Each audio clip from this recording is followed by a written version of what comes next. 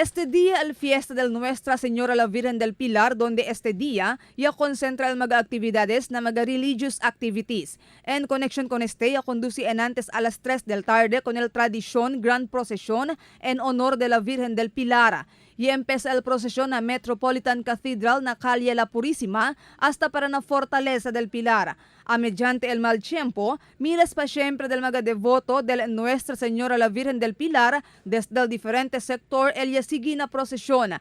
Presente el mga oficiales del Iglesia Católica del Ciudad, mga oficiales del gobierno local que encabeza el alcaldesa María Isabel Climaco Salazar y otros pa.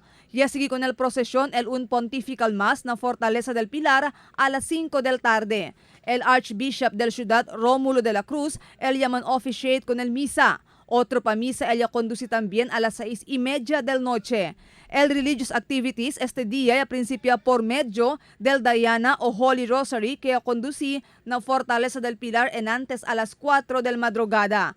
Puera con el mga miles devoto quien sigue na procesión y allá na también de mga devoto el Fortaleza del Pilar quien atende con el mga misa. Una indicación que continúa queda más fuerte el fe del mga sambuangueños con el Nuestra Señora la Virgen del Pilar.